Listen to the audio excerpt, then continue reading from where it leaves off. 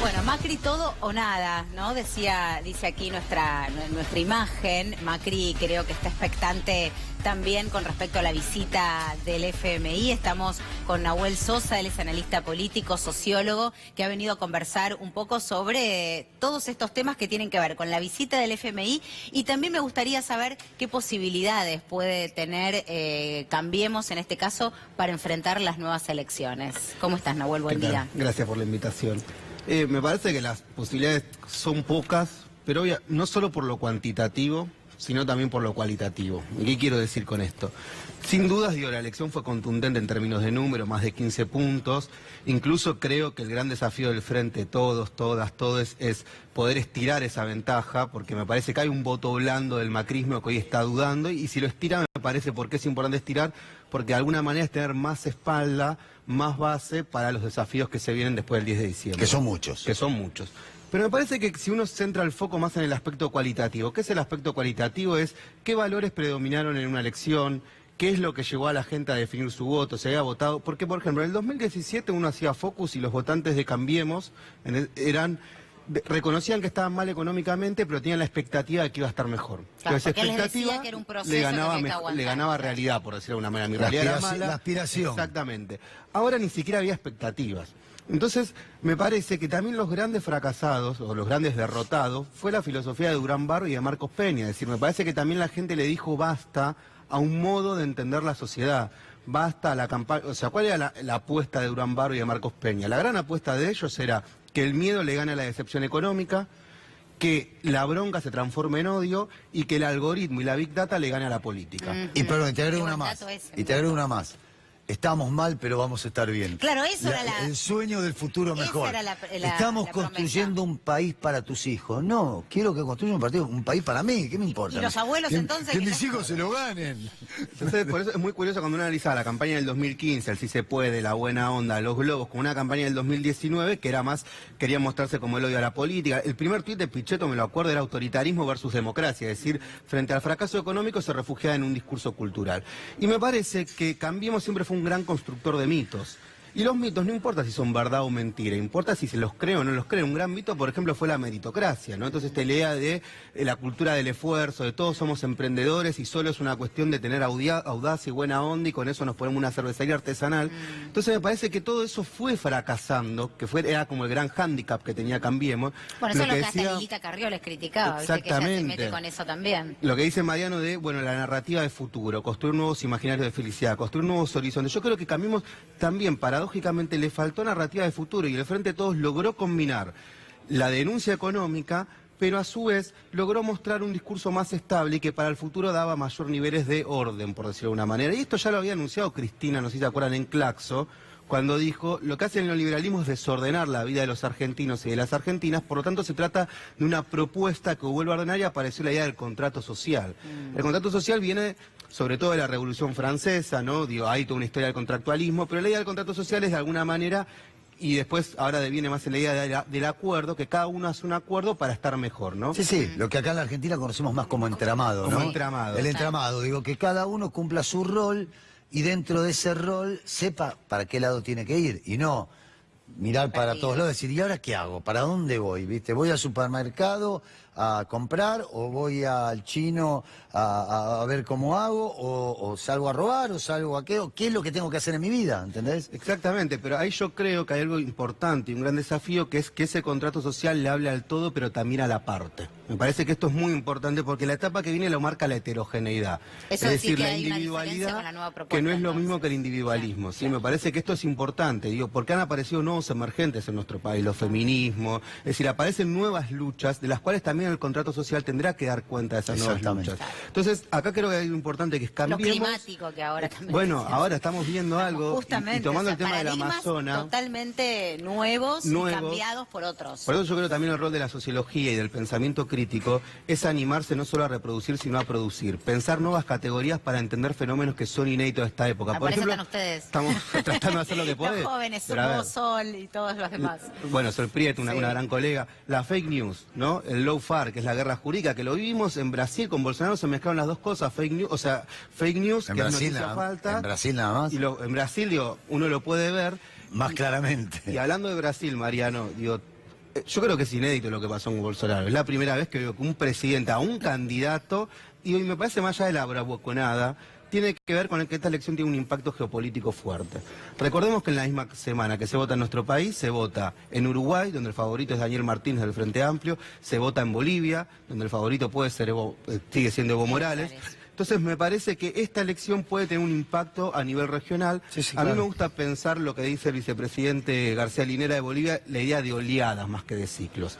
Porque el tema de ciclos, de alguna manera, es renunciar a la praxis política. Si uno dice un ciclo, y bueno, ahora viene el ciclo conservador. Claro. Entonces, no sé, nos vamos a tomar una cerveza, esperar que termine el ciclo cambio, conservador. oleada, ¿cómo lo pensamos? Lo pensamos como que a veces puede haber un reflujo, un retroceso, pero pensemos en la lógica de la oleada. La oleada llega, retrocede y después vuelve. hay una nueva oleada que busca superar a la A la oleada anterior. anterior. Entonces ahí esa idea de volver a ser mejores, encanta esa me mirada. parece que esa la idea es, si constituimos un nuevo proceso constituyente, una nueva oleada, me parece que es el gran desafío para volver a ser Bueno, mejores. Ahora te la hago nosotros difícil. pensábamos, perdón, Sí. hágala difícil. No, te lo hago difícil. Está muy bien este planteo. Entiendo lo de la oleada, entiendo lo del consenso y esta reestructuración pensada también desde la posibilidad del nuevo candidato.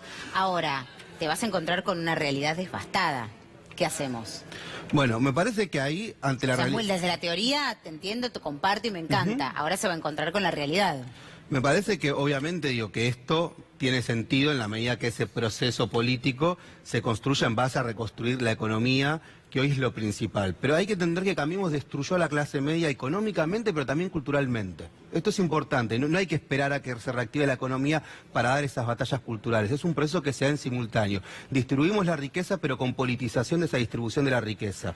Y eso me parece que es muy interesante. Entonces, creo que acá hay algo que ha expresado. Yo creo que el Frente de Todos, digo, es muy interesante. Desde lo político, porque va desde Pino Solana, Massa, bueno, todo lo Bla, bla, pero también bla. de los actores sociales, lo conforman colectivos feministas, los movimientos sociales, la CGT, la CTA. Entonces me parece que eso, la gran prioridad es que ahora los agredidos y las agredidas por las crisis sean los protagonistas. Por eso creo que el contrato social se tiene que construir desde la política, pero desde la sociedad civil. Tiene que ser en diálogo. La sociedad tiene que ser protagonista de cómo se reconstruye la economía. Y Alberto Fernández en ese sentido fue muy claro, me parece, cuando me acuerdo, bueno, yo también como académico participaba del encuentro con científicos y científicas, donde él decía, entre los bancos y los científicos priorizo a los científicos, entre los bancos y los docentes priorizo a los docentes. Me parece que esto es importante, es un poco también lo que hizo Néstor en el 2003, pongamos como protagonistas a los agredidos y a las agredidas, a quienes fueron maltratados por este gobierno, porque me parece que eso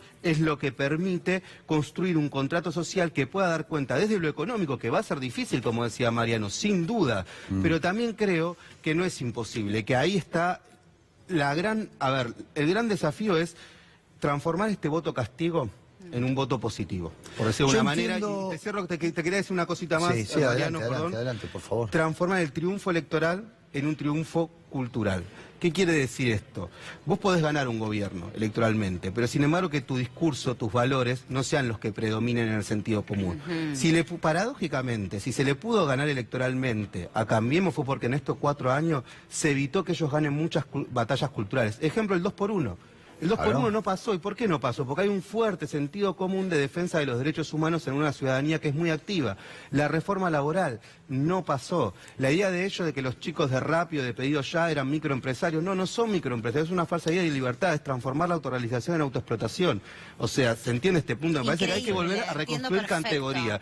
Porque esa reconstrucción de categorías es también lo que nos permite salir económicamente. Claro. Es decir, es un proceso trabajo en integral. conjunto. Porque si vos pensás que el chico que está pedaleando todos los días en la ciudad sin ningún tipo de cobertura es un microempresario, que era lo que decía Cambiemos, es un microemprendedor, vas a hacer políticas económicas pensando que es un microempresario. Ahora, si vos pensás, por ejemplo, que ese chico que está en Rappi o en Pedido es un pibe que está en una situación de vulnerabilidad, de precarización, en una situación de explotación, vos como Estado vas a intervenir de otra manera. Por eso creo que para reconstruir económicamente también es importante ver el enfoque desde donde lo construimos. Ahora, se pensaba que esta ola, como lo definís vos, iba a comenzar en enero con Lula o Haddad en Brasil y no pasó. En aquel momento recuerdo que hablando con Alejandra dije, bueno, evidentemente esta ola va a tener que empezar en la Argentina o por lo menos continuar en la Argentina. Y hoy vemos un eje que viene México, Bolivia, Argentina, Uruguay, Pero en el medio tenés Brasil. tenés Brasil, tenés Chile, Venezuela. tenés Colombia, tenés lo que está pasando en Venezuela, que no es una cuestión menor, tenés Perú, tenés situaciones realmente muy complejas. ¿Cómo armás esta ola en medio de esta fragmentación ideológico-cultural? Me gusta la pregunta. Bien, a ver, mira, yo creo que hay que tener en cuenta en la década de los 90, los proyectos populares, progresistas, las izquierdas, bueno, las denominaciones que... Estábamos guardados en el último cajón del armario. A nivel regional, yo creo que tenían muy buenas ideas, muy creativas, pero muy pocos votos. Sí. Y la región estaba claramente gobernada por el neoliberalismo. procesos neoliberales. A partir del siglo XXI irrumpen toda una serie de procesos populares, algunos más radicalizados, otros menos radicalizados, que logran tener muy buenas ideas y mucho caudal de voto.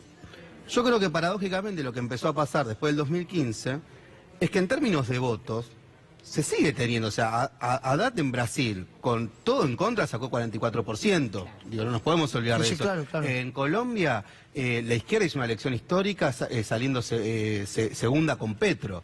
Entonces, hubo muchos procesos en los cuales se sigue estando. Entonces, creo que la gran pregunta ahora es, los votos, hay caudales de votos interesantes, capaz que la gran pregunta es cómo volvemos a recuperar ideas que vuelvan a enamorar al conjunto de la sociedad. Y vos nombraste algo que me interesa mucho, que es esta idea de las sociedades hiperfragmentadas. Esto es muy propio de la hipermodernidad de estos últimos años.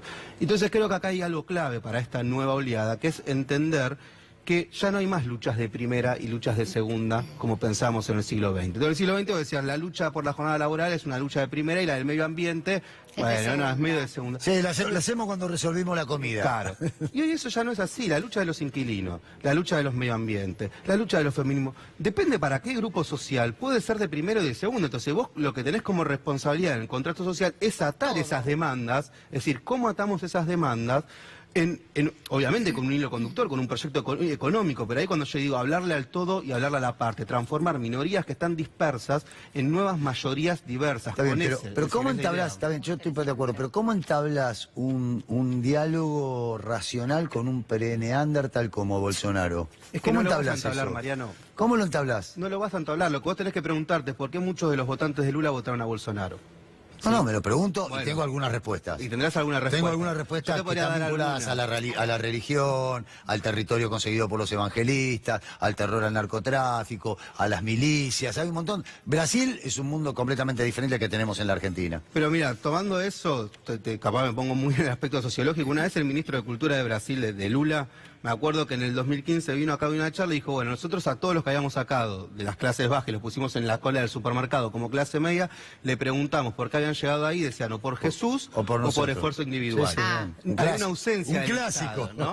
Entonces decía, bueno, ahí la gran pregunta es qué haces vos como Estado para que aquello que vos distribuís vaya acompañado de un fuerte proceso de politización. Cultural, Porque si no claro. terminás adoptando el viejo sentido Estoy común conservador completamente de la de acuerdo. élite. Estoy completamente de Entonces, acuerdo con vos. a la pregunta que vos decís con Bolsonaro, no se va a poder dialogar con Bolsonaro. Lo que sí nosotros podemos hacer, y esto me parece que es clave, es si vos lográs captar esas demandas que hay en la sociedad civil, interpretarlas en los proyectos políticos, estás en condiciones de volver a ganar Pero electoralmente. tenés que conversar con Bolsonaro, si es tu principal aliado económico Claro, en él, la región. él dice pensé que me ahora. hablabas en el campo de Brasil. No, él No. dice ahora. Ahora, cuando ¿Cómo- tenés cómo? fragmentado. Alberto y Fernández, evidente. en el hipotético caso probable de que Alberto Fernández gane las elecciones, Sí. ¿cómo te sentás a discutir acuerdos comerciales con un pre-neandertal? Porque ni siquiera es un neandertal, Bueno, es ahí un sí, yo pre-neandertal. creo Que toma decisiones Y que- tan. Paciencia, prudencia, esfuerzo y pensar más que a las personas, pensar qué intereses expresa esas personas y pensar qué situaciones mutuas hay, más allá, digo, a ver, porque hay una idea Igual, en falsa, la ¿no? acá creo que el orden también se lo pueden poner desde afuera. Ya, de hecho, le están diciendo, no va a haber Mercosur, no va a haber... Sí, sí, Recordemos que en por, 2020 por se el- vota. por el incendio. Bueno, en el 2020 se vota en puede Estados haber, Unidos. claro. Te quiero hacer una pregunta fuera de todo contexto. O sea, ¿no te suena, como sociólogo, no te suena extraño que se prende fuego la Notre Dame y salen un montón de culones a decir hay que poner plata, millones de dólares, hay que preservar este patrimonio histórico y cultural de la nación? Y se prende fuego la Amazonas, que pone en serio riesgo el medio ambiente, y a nadie le importa un pomo, y a nadie le importa nada, y no hay un solo fulano que diga, che, pongamos un billete para poder resolver esto. ¿No es raro esto? Totalmente, y me parece que también ahí lo explicás vos, por ejemplo, en Europa, los partidos verdes o ecologistas tienen un peso, representan el 10% del Parlamento Europeo, es decir, tienen una tradición de que sus temas suelen estar en la agenda. No digo que esa sea la única explicación. Y además, obviamente, hay una política de Estado de cuidado del medio ambiente. Me parece que es muy llamativo eso, es muy llamativo que hoy los que más están haciendo esfuerzos para eso, por ejemplo, es Evo Morales, que a una situación de autoridad Trump. contrató... Trump ofrece ayuda. Claro. Eso, digo, realmente ahí también lo que te habla es del negocio que hay detrás del Amazonas. No hay otra forma de explicarlo. Claro. Sino Por eso tanto. de eso me parece que esto, lo que uno ve explícitamente es el negocio que hay detrás del Amazonas, y lo que vos me decías antes, yo creo que, más allá de por eso digo, de la persona, de Trump y las bravuconadas, creo que Alberto ha sido muy claro, expresa también esta idea de dialogar con todos, porque es necesario, porque si hay una época donde vos tenés que dialogar hasta con el que menos te guste, porque también hay algo que es muy propio del siglo XXI, que hoy los países no salen de una crisis por motus propios, sino que tenés que tener aliados regionales. Hay algo que a mí siempre me pareció muy cínico del macrismo cuando decía, bueno, el mundo en la época del kirchnerismo, y vos decís en la época del kirchnerismo, China, o sea, Asia y Brasil fueron los grandes aliados, y UNASUR, digo, eso que creo, UNASUR debe haber sido el ejemplo más alto de victoria en términos geopolíticos en nuestra América. Pero vos podés dialogar con todos mientras sos candidato. Cuando sos presidente, se te acotan las posibilidades de diálogo. Porque ahí viene la presentación de pliegos por parte de los grupos de poder y te dicen, vos tenés que hacer esto, vos tenés que hacer esto, vos tenés que hacer esto, vos tenés que hacer esto, y ya no podés dialogar. ¿Lo haces o no lo haces? Entonces, ojo con el diálogo está fenómeno cuando vos sos candidato, pero cuando vos sos presidente de un país soberano como la República Argentina, hay cosas que no podés dialogar, hay decisiones que tenés que tomar y hay gente que sale lastimada. Comparto. Yo creo que ahora también un país, un cierre tiene que crecer. O sea, y eso hasta en términos económicos, hasta el grupo para... A ver, también hemos representado una élite que es depredadora, insensible y haragana, las tres cosas, pero que pudo haber tenido un proyecto de poder y quedarse durante 20 años y no lo hizo por depredadores. Entonces creo que también dentro de los grupos de poder hay una necesidad de que Argentina vuelva a crecer, y respecto a lo que vos dijiste, y con esto cierro, me parece que está claro que para que haya crecimiento, primero, en las decisiones en las que perjudican o benefician, vos tenés que decir, los que primero se tienen que beneficiar son los que han sido maltratados en estos últimos 4 años. Nahuel, muchísimas gracias. Un Gracias. placer haberte tenido acá. Hasta la próxima. Seguramente